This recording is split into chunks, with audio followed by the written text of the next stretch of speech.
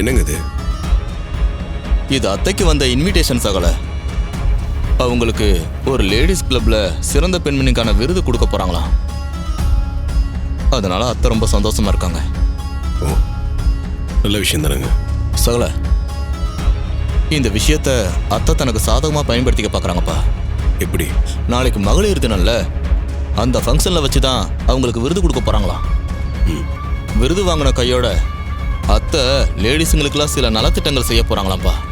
500 லேடிஸ்க்கு லேப்டாப்பு, 10 லேடிஸ்க்கு ஆட்டோ, இது இல்லாம இன்னும் சில பேருக்கு சுய தொழில் செய்யறதுக்கு 1 லட்ச ரூபா பணம் கொடுக்க போறாங்களாம்ப்பா. சரிங்க. கோயில்ல கிடைச்ச நகை காணாம போனப்போ அத்தையை அதுல சம்மந்தப்படுத்தி பத்திரிக்கை டிவிலெல்லாம் கண்ணா பின்னான்னு எழுதிட்டாங்களப்பா. அது அத்தைக்கு மனசுல உறுத்தலாவே இருந்திருக்கு போல. அதனால இந்த ஃபங்க்ஷன்ல லேடிஸ்க்கு நிறைய நலத்திட்டங்கள்லாம் செஞ்சு எந்த மீடியா தரக்குறைவா எழுதுச்சோ அதே மீடியா புகழ்ந்து பேசுற மாதிரி பண்ணதான் அத்தை இதெல்லாம் செய்யறாங்கப்பா. லேடிஸ் கிளப்ல இருந்து இன்விடேஷன் கொடுக்க வரப்பவே பத்திரிக்கைக்காரங்களையும் வர சொல்லி நாளைக்கு நியூஸ்ல வர்ற மாதிரி பண்ணிட்டாங்கப்பா. இது மூலியமா அவங்க இழந்த பேரை மீட்டெடுக்கலான்னு பாக்குறாங்க. அவங்களுக்கு யார் அவார்ட் கொடுக்க போறாங்க?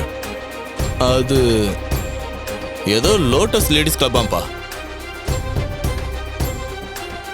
இன்விடேஷனை காட்டுங்க.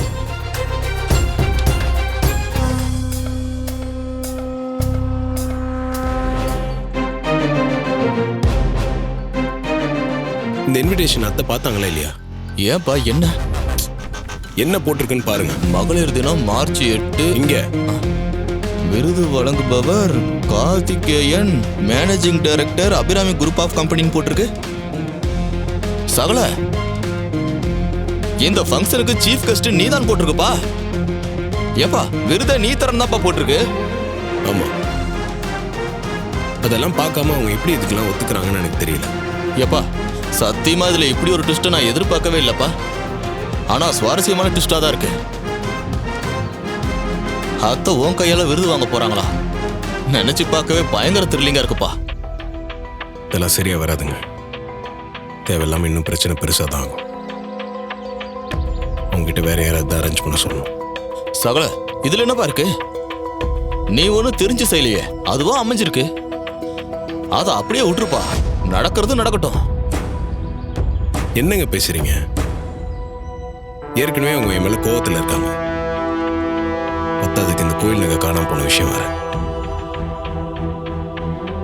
நானே அது யார் பண்ணாங்கன்னு நிரூபிக்கிறதுக்காக அலைஞ்சிட்டு இருக்கேன். இப்போ இந்த ஃபங்க்ஷனுக்கு சீஃப் கெஸ்டா போனோம்னா அவ்வளவுதான். நான் ஏதோ இதெல்லாம் பிளான் பண்ணி பண்ணதை தான் அவங்க நினைப்பேன். ஹலோ ஹலோ மேம், நான் கார்த்திக் பேசுறேன். சொல்லுங்க சார். விமன்ஸ் டே ஃபங்க்ஷனுக்காக என்னை கெஸ்ட்டாக இன்வைட் பண்ணியிருந்தீங்களா? ஆமா சார்.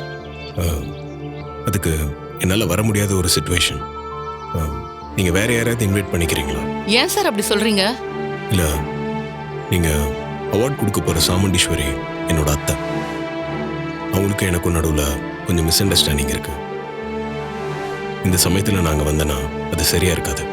அதனால நீங்கள் வேற யாராவது கெஸ்ட்டை பார்த்துக்கோங்க. சார், நாளைக்கு ஃபங்க்ஷன் நடக்க போகுது. இந்த நேரத்துல சீஃப் கெஸ்ட்டை மாத்துறதெல்லாம் சாத்தியமே இல்லை சார். நாங்க இனிமே புதுசா ஒரு கெஸ்ட்டை அப்ரோச் பண்ணி ஃபிக்ஸ் பண்றதெல்லாம் பிராக்டிக்கலா முடியாது சார். அதோட பேனர், இன்விடேஷன் எல்லாத்துலயும் உங்க பேரை போட்டு தான் தயார் பண்ணிருக்கோம் சார். இனிமே அதெல்லாம் மாத்துறது ரொம்ப கஷ்டம் சார். எங்க நிலைமையும் கொஞ்சம் புரிஞ்சுக்கோங்களேன். நீங்களே சீஃப் கெஸ்டா வந்துருங்க சார், ப்ளீஸ் சார். சரிங்க, நானே வரேன். Thank you sir. என்ன சகல, சீஃப் கெஸ்டா வந்தாகணும்னு சொல்லிட்டாங்களா? ஆமாங்க.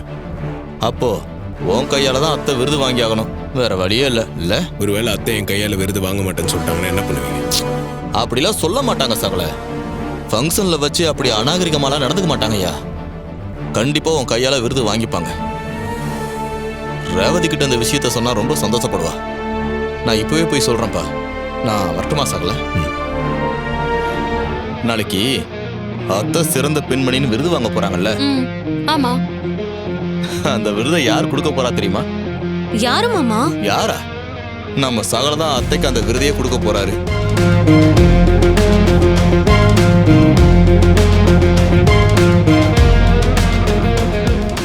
என்ன ப்ரமோஷன் தர போறாரா? ஆமா ரேவதி.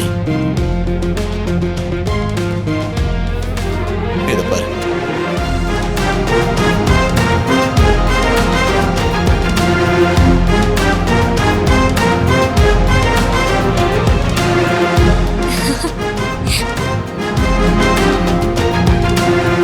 இந்தா.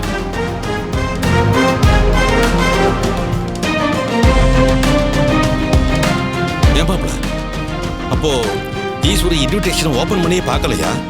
அதனால வந்து குழப்பத்தானே இதெல்லாம்? அப்படிதானே பார்க்கணும். இல்லைன்னா அம்மா விருது வாங்கவே சம்மதிச்சிருக்க மாட்டாங்கல்ல.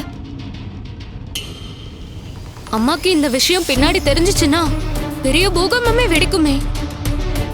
என்ன நடக்கணும்னு விதி இருக்கோ அது நடந்தே தீரும்மா. அதை நம்மளால ஒண்ணும் மாத்த முடியாது. இந்த இன்விடேஷனை கொண்டு போய் அவன்கிட்ட கொடுங்க. அப்பவாவது இந்த சாமுண்டீஸ்வரி யாருன்னு அவனுக்கு தெரியட்டும்.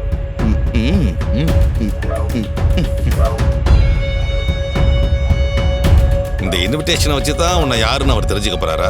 நீ தேவையில்லாம மாப்பிள்ளை வம்புக்கு எடுத்து பேசிட்டு இருக்க. அவன் தாங்க என்னை இப்படி பேச வைக்கிறான். நாளைக்கு இந்நேரம் ஒரு லேடிஸ் கிளப்ல எனக்கு சிறந்த பெண்மணின்னு பட்டம் கொடுத்து கௌரவப்படுத்த போறாங்க. பேப்பர் மீடியான்னு எல்லாத்துலயும் என் பேர் வரப்போகுது. ஆனா அவனை பத்தி இப்படி பேப்பர் மீடியான்னு எதுலயாவது வந்திருக்கா? ஏதோ ஒரு கம்பெனிக்கு முதலாளின்னு சொல்லிக்கிட்டு தெரியறான், அவ்வளவுதான். என்ன சமூக சேவகைன்னு பாராட்டுற மாதிரி அவனை யாராவது பாராட்டி இருக்காங்களா? நாளைக்கு விருது கொடுக்க போறதே அவர்தான்னு தெரியாம பேசிட்டு இருக்கீங்கம்மா நீங்க. அக்கா, இவங்க எல்லாருமே அவன் கட்சி. அதனால உனக்கு கிடைக்க போற பாராட்ட இவங்க யாரும் பெருசா ரசிக்க மாட்டாங்க. உன் தங்கச்சி நான் இருக்கேன்க்கா. நான் எப்பவுமே உனக்கு தான் சப்போர்ட்டா இருப்பேன். அத்தை, உங்க தங்கச்சி இப்படியே உங்களை ஏமாத்திட்டு இருக்காங்க. நீங்க என்னைக்கு தான் முடிச்சுக்க போறீங்கன்னு தெரியல.